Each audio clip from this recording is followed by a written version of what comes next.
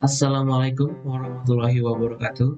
Perkenalkan, nama saya Bayu Yuda Pratama dari Prodi Informatika di Universitas Mulia Balikpapan. Pada video kali ini, kita akan membahas tentang apa itu sistem analog dan sistem digital, serta apa saja perbedaan dari kedua sistem tersebut. Mari kita masuk ke pembahasan. Sistem analog adalah sistem pengolahan sinyal yang datanya diolah secara kontinu atau bertahap.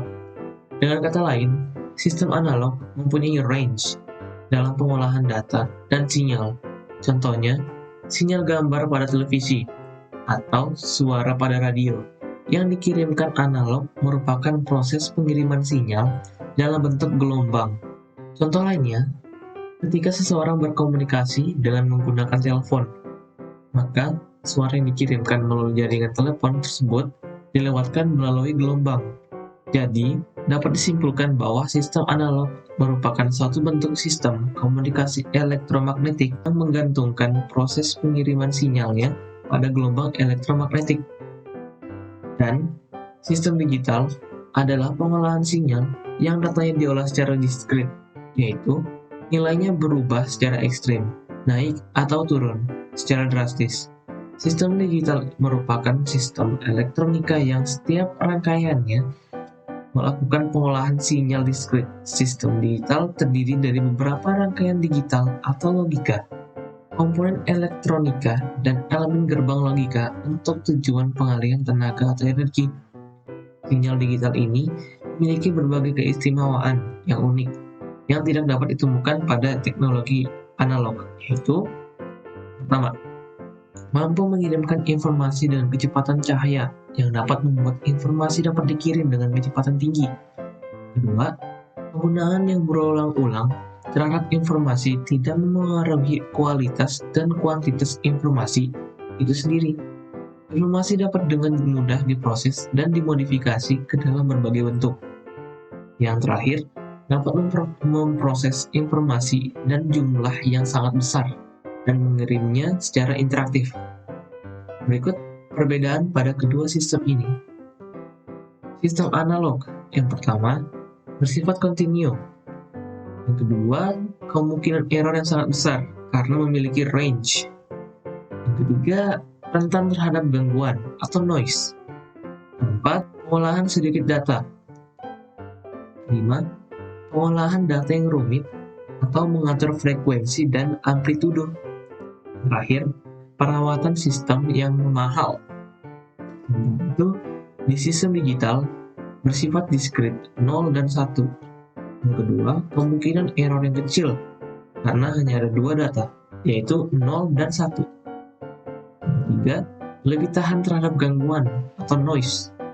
Keempat, mengolah banyak data. Kelima, pengolahan data lebih sederhana, mengatur kondisi kosong dan satu. Yang terakhir juga, perawatan sistemnya yang lebih murah. Oke, setelah kita tahu perbedaannya, mari kita mencari untuk kelebihan dan kelemahan untuk masing-masing sistem. Kita akan bahas yang pertama dulu, yaitu kelebihan sistem analog. Kelebihannya ini memiliki potensi jumlah tak terbatas resolusi sinyal.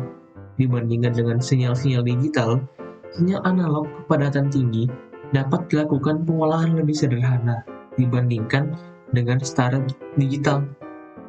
Sinyal analog dapat diproses secara langsung oleh komponen analog, meskipun beberapa proses tidak tersedia kecuali dalam bentuk digital.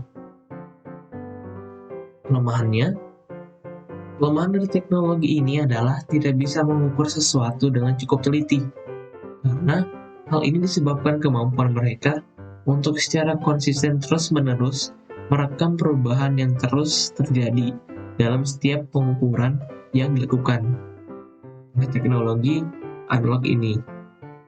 Lalu ada peluang keraguan-raguan akan hasil yang dicapai. Dalam sebuah teknologi yang membutuhkan ketepatan koordinasi dan ketepatan angka-angka yang benar, kesalahan kecil akibat kesalahan menghitung akan berdampak besar dalam hasil akhirnya. Dan teknologi ini butuh ketepatan dan ketelitian yang akurat. Salah satu bentuknya adalah otak kita. akan lanjut ke sistem digital.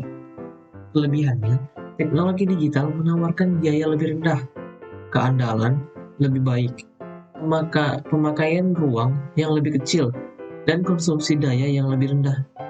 Teknologi digital juga membuat kualitas komunikasi tidak tergantung pada jarak. Kelemahan dari sistem digital ini,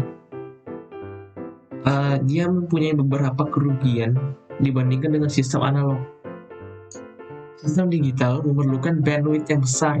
Sebagai contoh, sebuah kanal suara tunggal dapat ditransmisikan menggunakan single sideband AM dengan bandwidth yang kurang dari 5 kHz. Dengan menggunakan di sistem digital, untuk mentransmisikan sinyal yang sama, diperlukan bandwidth hingga 4 kali dari sistem analog. Berikut adalah contoh gambar benda-benda yang memakai sistem analog. Dan juga contoh gambar benda yang memakai sistem digital.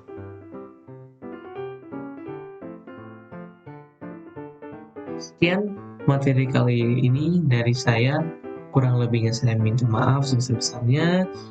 Jangan lupa untuk like dan juga komen di bawah. Thank you. Assalamualaikum warahmatullahi wabarakatuh.